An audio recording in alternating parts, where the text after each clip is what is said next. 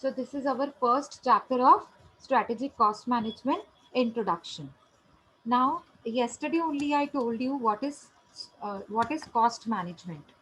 When a company when company wants to produce a product, when company wants to manufacture a product, it has to check whether what will be its cost. Okay, why we need to determine the cost? Because we need to understand the cost level, the cost budget of the company. We also want to make analysis of the selling price. Okay, what would be my selling price in the future?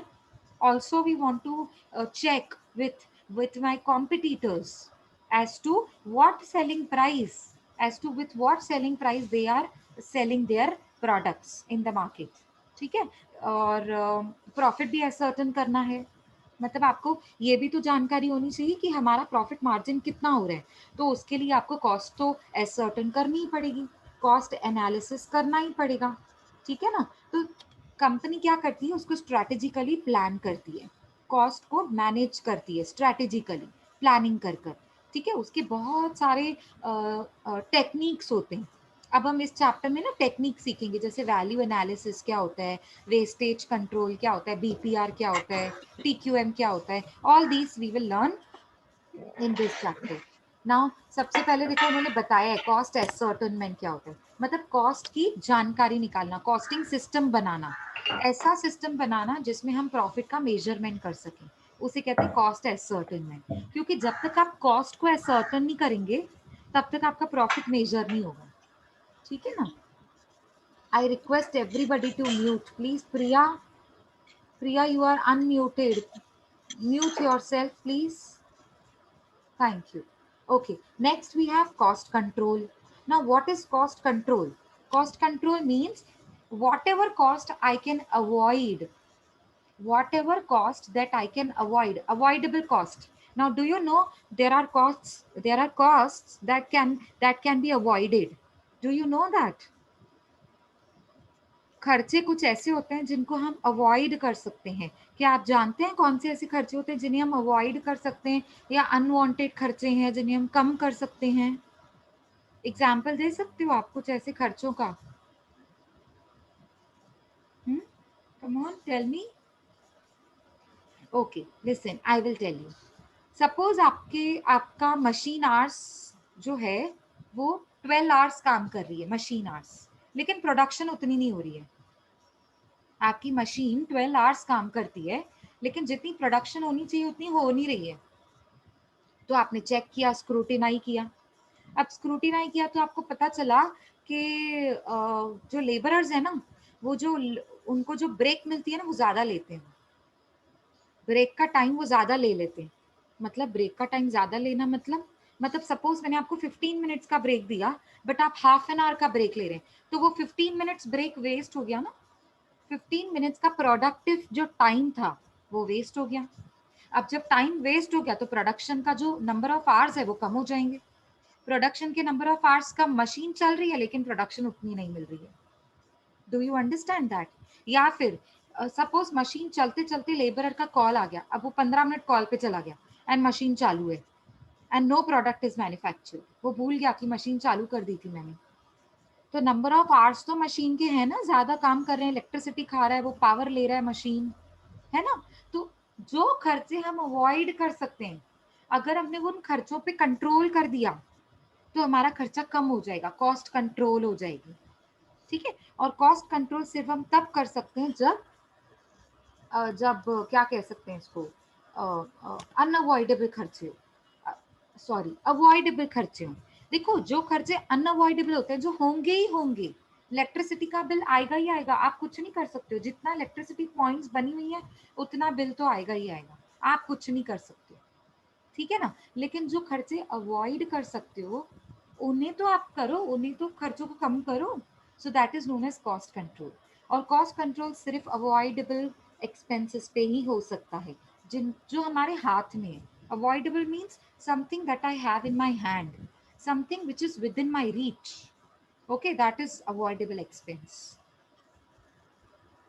Cost analysis. अब cost analysis क्या होता है, तीन होते हैं देखो, cost ascertainment, cost control and cost analysis. ये तीन मेन टारगेट होते हैं किसके, स्ट्रैटेजिक कॉस्ट मैनेजमेंट के।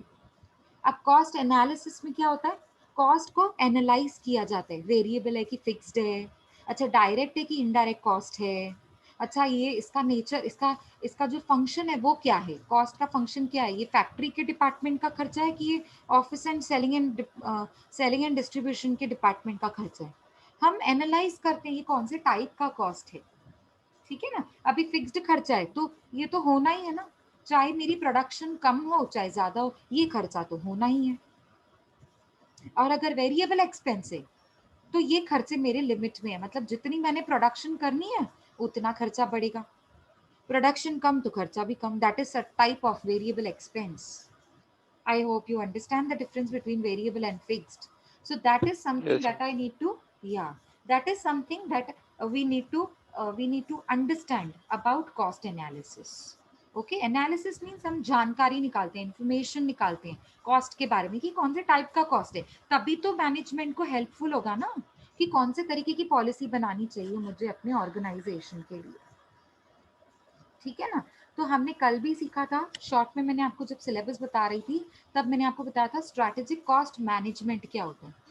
जब हम स्क्रूटिनाई करते हैं, सी डेफिनेशन दिया हुआ है, scrutinising every process within your organisation, हर एक प्रोसेस को स्क्रूटिनाई करना, चेक करना, प्लानिंग, स्क्रूटिनाई करना मतलब एक चेकिंग करना, प्लानिंग करते हुए चेक करते रहना अपने प्रोसेस को, नॉकिंग डाउन डिपार्टमेंटल बैरियर्स, आपके जो डिपार्टमेंटल के जो लूप होल्स हैं, प्रॉब्लम्स हैं, बैरियर्स हैं, उन्हें रिमूव करना, नॉक डाउन करना, रिमूव करना, अंडरस्टैंडिंग योर सप्लायर्स, आपके सप्लायर्स आपको कौन सी स्कीम्स दे रहे हैं वो समझना, हेल्पिंग इम्प्रूव देयर प्रोसेसेस।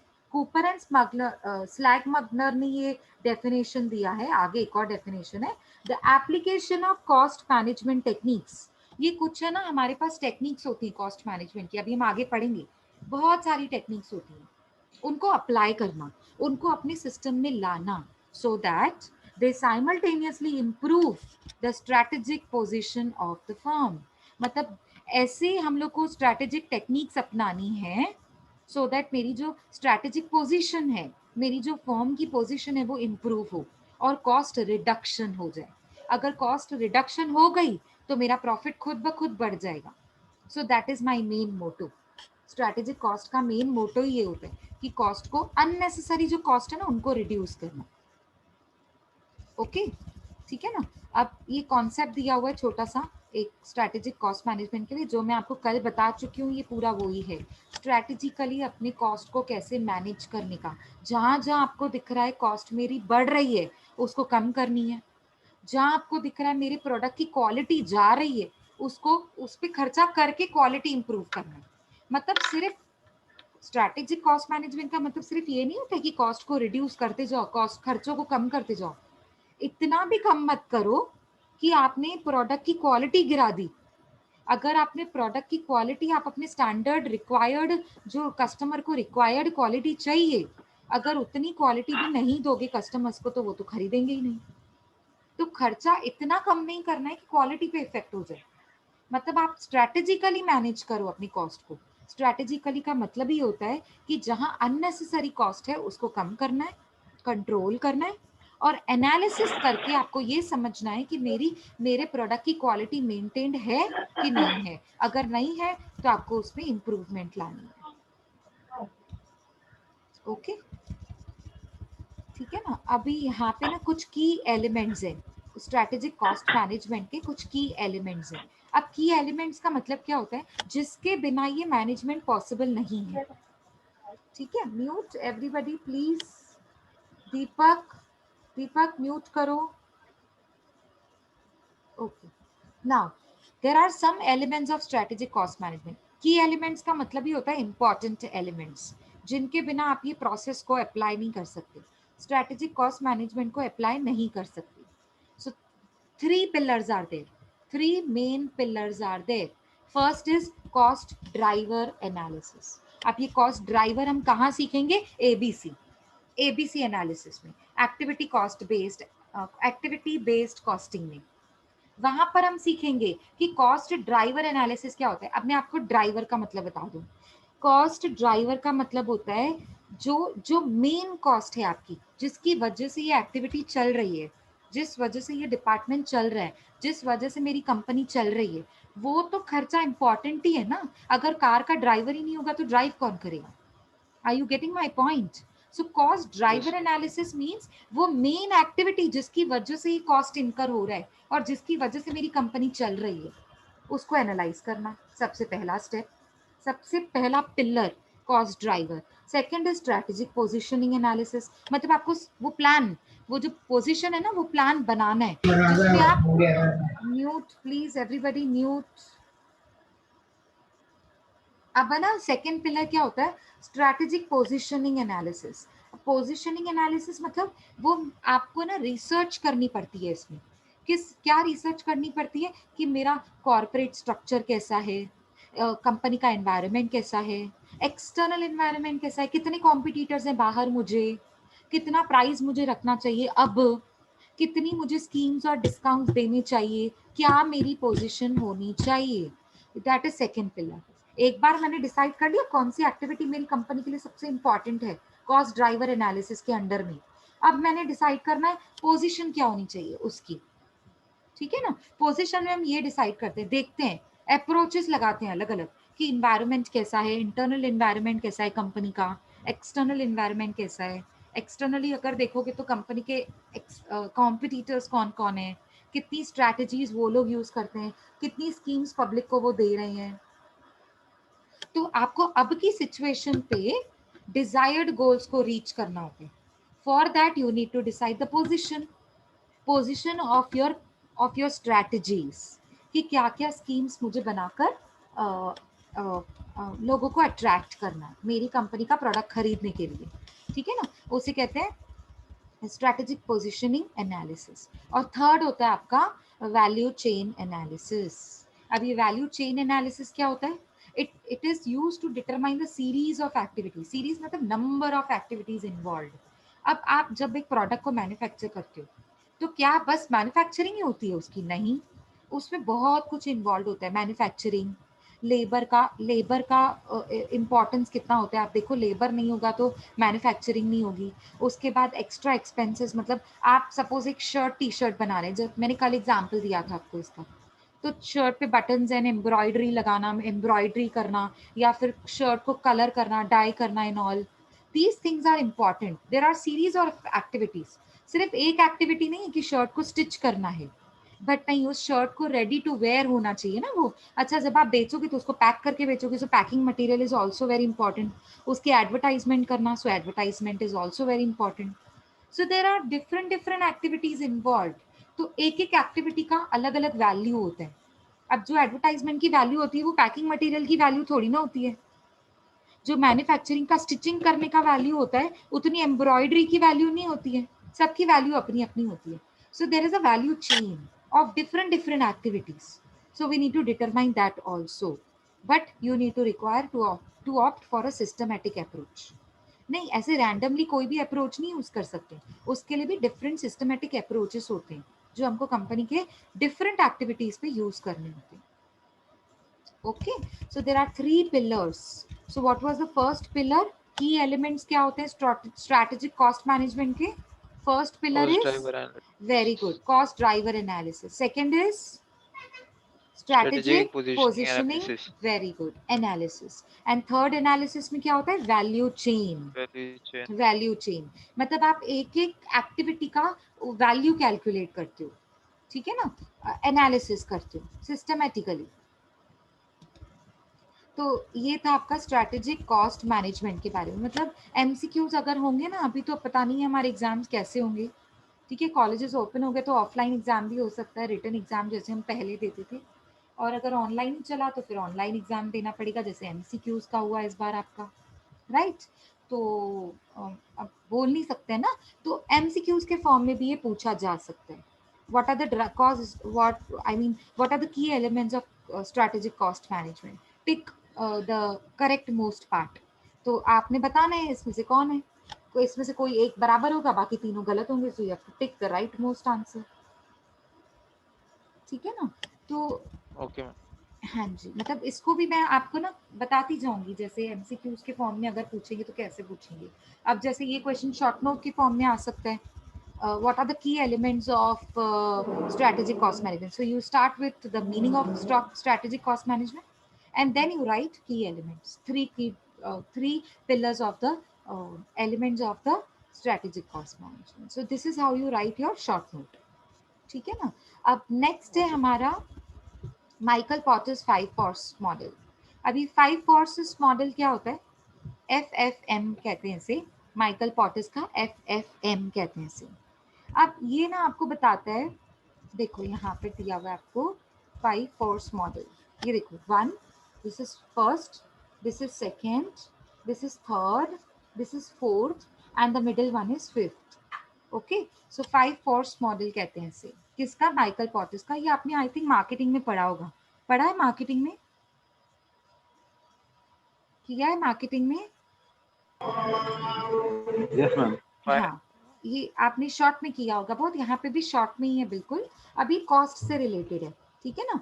क्यों कॉस्ट से रिलेटेड है आपके? क्योंकि कॉस्ट किसकी हम कैलकुलेट करते हैं? प्रोडक्ट की।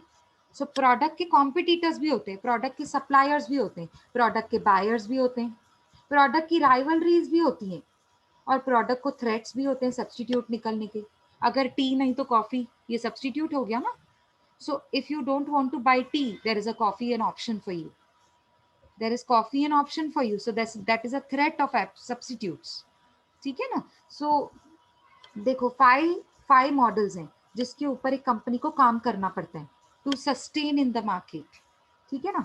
सबसे पहला होता है बार्गेनिंग पावर ऑफ बायर्स। आपको ना एक लिमिट तक बार्गेनिंग पावर डिसाइड करना होता है बायर्स का, उसी लिमिट तक आप अपने प्रोडक्ट को बेच सकते हो। ठीक है, कॉस्ट को मैनेज कर सकते हो। नेक्स्ट होता है बार्गेनिंग पावर ऑफ सप्लायर्स। मतलब जब आप प्रोडक्ट को खरीदने जाते हो तो आपके पास एक लिमिट होती है, बार्गेनिंग पावर होता है। सप्लाई देखो, जितने आपके पास कस्टमर ज्यादा उतना बार्गेनिंग पावर कम। क्यों? क्योंकि आप नहीं खरीदोगे तो कोई और खरीद लेगा। समझो बायर्स कम है, आप सप्लायर हो, ठीक है ना, आप बेच रहे हो। सप्लायर मतलब the one who is selling the product, and the one who is purchasing the product is the buyer. अब आप मेरे सप्लायर हो, आप मुझे प्रोडक्ट बेच रहे हो। अब आपके पास है ना 2-3 ऑप्शन ही हैं खरीदने के लिए। मतलब आपके पास जो कस्टमर्स हैं वो सिर्फ 2 या 3 या 4 या 5 हैं। मतलब आपके पास कस्टमर्स बहुत कम है, तो बार्गेनिंग पावर बायर का बढ़ जाएगा, है ना। समझ रहे हो आप? क्योंकि खरीदना तो मैंने ही है ना। या फिर आपके पास अटमोस्ट 2 या 3 ऑप्शन है, दैट्स इट। मतलब जब बार्गेनिंग पावर ऑफ सप्लायर कब बढ़ता है? जब बायर्स ज्यादा होते हैं, और bargaining of power of buyers तब बढ़ता है जब सप्लायर्स कम होते हैं। अब समझा आपको? मतलब सॉरी, कस्टमर्स कम होते हैं, कस्टमर्स कम होते हैं, बार्गेनिंग पावर तब बढ़ता है बायर का। ठीक है ना। तो वो उस लेवल से उन्होंने समझाया है यहाँ पर। थर्ड क्या होता है? Risk of entry bye potential competitors. मतलब आपके जो आप प्रोडक्ट बना रहे हो वैसा सेम प्रोडक्ट बनाने वाले कॉम्पिटिटर्स जो आपके हैं, उनको उनमें कितना पावर है कि वो मार्केट में एंटर भी कर सकते हैं और सस्टेन भी कर सकते हैं, मतलब टिके रह सकते हैं मार्केट में। कैसी ऐसी स्कीम्स निकालते हैं वो लोग। अभी जियो, अब जियो का एग्जाम्पल ले लो। जब भी उन्होंने स्कीम निकाली थी, कैसी स्कीम निकाली थी आप जानते होंगे। जियो की पहली पहली स्कीम क्या थी? कोई बताएगा? जब वो मार्केट में एंटर हुए थे, मैं एंट्री की बात कर रही हूँ। Risk of entry by free potential competitors. Free internet and free, free internet, literally उन्होंने फ्री फ्री दे कॉलिंग। दिया था। Free calling, free internet, free वो छोटा सा मोबाइल भी निकाला था, याद है आपको? अब तो वो खैर हाँ, बंद हो गया, कीपैड वाला। कीपैड नहीं वाला है, मोबाइल। बंद हो गया अभी। जो हाँ अब अभी मार्केट बंद, में है हाँ वो है। हाँ, नहीं नहीं अभी तो बंद हो गया ना, मतलब मार्केट में है वो तो पहले का। अब वो अब लॉन्च नहीं कर रहे हैं। वो क्यों लॉन्च नहीं कर रहे ना, मैं आपको उनका ये 5 पॉटर्स मॉडल बता रही हूँ आपको उनका। मतलब क्यों बंद कर दिया? क्योंकि अब तो उनकी एंट्री हो गई, अब वो पोटेंशियल कॉम्पिटिटर हो गए। अब उनके पास पोटेंशियल मतलब उनमें खड़े रहने की क्षमता है। मतलब अब they can stand in the market. Now they have so many customers. अब तो सारे लोग देखो, लगभग सारे लोग जियो जियो जियो कन्वर्ट हो गए, है ना। जियो में पोर्ट करवा लिया उन लोगों ने, बहुत सारे लोगों ने, है ना। तो उनके पास बहुत सारे कस्टमर्स हो गए। तो एंट्री लेने के लिए मार्केट में उन्होंने ऐसी कौन सी स्कीम निकाली बेशक उनका कॉस्ट देखो, कॉस्ट रिकवर नहीं हो पाया, but that is okay with them, because वो कंपनी जो है, जियो कौन सी कंपनी का है, रिलायंस। तो आपको पता है रिलायंस कंपनी ऑलरेडी वो वेल इस्टेब्लिश्ड कंपनी है, तो उनके लिए थोड़ा जो स्टार्टिंग में नुकसान हुआ था, that was okay with them, उतना वो नुकसान बियर कर सकते। तो उतने उनके पास फंड्स होने चाहिए ना, कंपनी के पास इन्वेस्टमेंट होनी चाहिए, so that they can bear future losses, minimum losses, जो उनके बजट में लॉसेस होते